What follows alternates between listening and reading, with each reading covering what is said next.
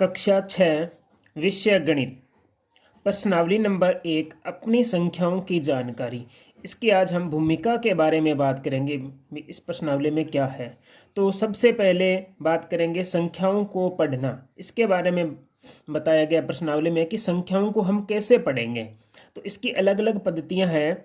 जैसे नंबर 1 है भारतीय संख्या पद्धति। ये भारतीय संख्या पद्धति है जिसमें मैंने कोई संख्या लिखी है और इस संख्या को हम किस प्रकार पढ़ेंगे। तो देखो, इधर से पढ़ेंगे इकाई, दहाई, सैकड़ा, हजार, 10,000, लाख, 10 लाख।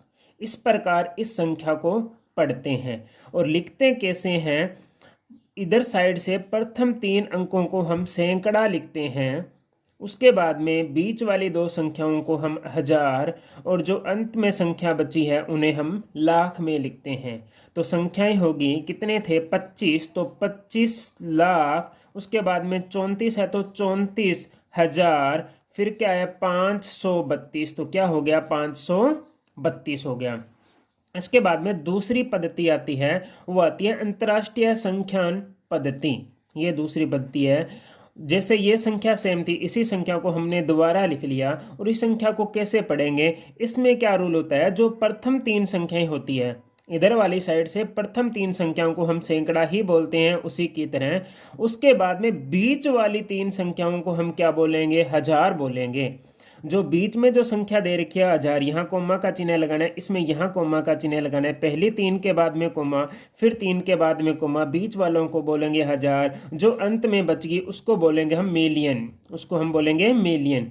तो हम बोलेंगे 2 मिलियन, 2 दिया है तो 2 मिलियन। उसके बाद में 534,000, उसके बाद में बोलेंगे 534,000।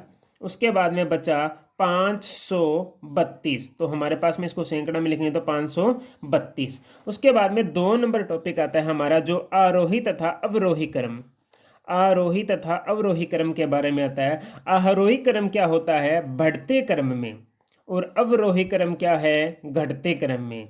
आरोही बढ़ते क्रम में और अवरोही घटते क्रम में। जैसे संख्या दे रखी है हमारे पास में 35, 40, 24, 50, 90। इसको हम आरोही और अवरोही क्रम में लिखेंगे। तो आरोही क्रम में कैसे लिखेंगे, आरोही क्रम का मतलब है बढ़ते क्रम में। बढ़ते क्रम में मतलब कि सबसे पहले लिखेंगे हम छोटी संख्याओं को। तो छोटी हमारे पास में 24, उसके बाद में हमारे पास में 35 आ गई, फिर 40, फिर 50, फिर 90।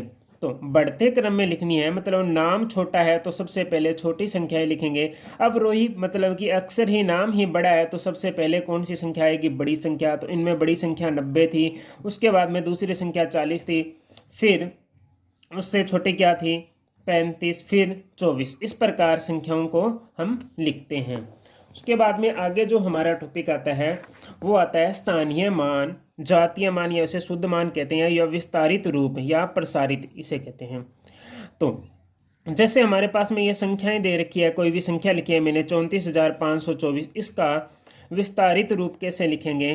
तो हम क्या करते हैं, इधर वाली संख्याएं ध्यान रखना, प्रथम इधर से स्टार्ट करते हैं। पहली संख्या को हमेशा ही 1 से गुणा करते हैं, फिर प्लस का चिन्ह, फिर जो दूसरी संख्या है उसको 10 से गुणा करते हैं, फिर प्लस का चिन्ह है। उसके बाद में तीसरी संख्या 5 है तो उसको हम 100 से गुणा करते हैं। फिर उसके बाद में चौथी संख्या है उसको 1000 से गुणा करते हैं, और 5वीं संख्या को 10,000 से। इस प्रकार जितनी भी संख्याएं आती जाएगी, जीरो की संख्या बढ़ती जाएगी। पहली को 1 से, दूसरी को 10 से, तीसरी को 100 से, चौथी को 1000 से। इस प्रकार संख्याओं को लिखते हैं, इसे हम बोलते हैं प्रसारित रूप। उसके बाद में आता है जातीय मान या शुद्ध मान। जो हमने ये कोई संख्या लिखी है इसका जातीय मान, जैसे कोई संख्या है 3 है तो 3 का जातीय मान क्या होता है, 3 ही होता है। कोई संख्या होती है उसका जातीय मान वही होता है। तो 4 का जातीय मान भी 4 होगा, 5 का जातीय मान भी 5 होगा। ये तो था जातीय मान। अब बात करते हैं स्थानीय मान कि स्थानीय मान क्या होता है। स्थानीय मान के बारे में जानकारी देखो। स्थानीय मान, कोई भी संख्या लिख रखी है मैंने, जैसे मुझसे ये पूछा कि इस 3 का स्थानीय मान ज्ञात करो, तो मैंने लिखा 3 का स्थानीय मान। अब 3 के बाद में कितनी संख्याएं बची, 1, 2, 3, 4। तो मैंने यहाँ कितने जीरो लगा दिए, 4। तो ये इसका क्या कहलाएगा, स्थानीय मान। अगर मुझसे पूछा 4, तो 4 का स्थानीय मान, तो 4 का स्थानीय मान क्या होगा, 4 लिखा, उसके आगे कितने जीरो, 1, 2, 3, 3 जीरो, मतलब कि 3 संख्याएं थी तो 3 जीरो लगा दिया। जैसे 5 का स्थानीय मान पूछा तो 5 के आगे जितनी संख्याएं बचती हैं उतने शून्य लगा दो। जैसे 2 का स्थानीय मान पूछा है, 2 के बाद में एक संख्या बची है तो हम 1 जीरो लगाएंगे। जैसे 4 का स्थानीय मान पूछा तो 4 के आगे कोई भी संख्या नहीं है, इसलिए 4 का स्थानीय मान क्या होगा, 4 ही होगा।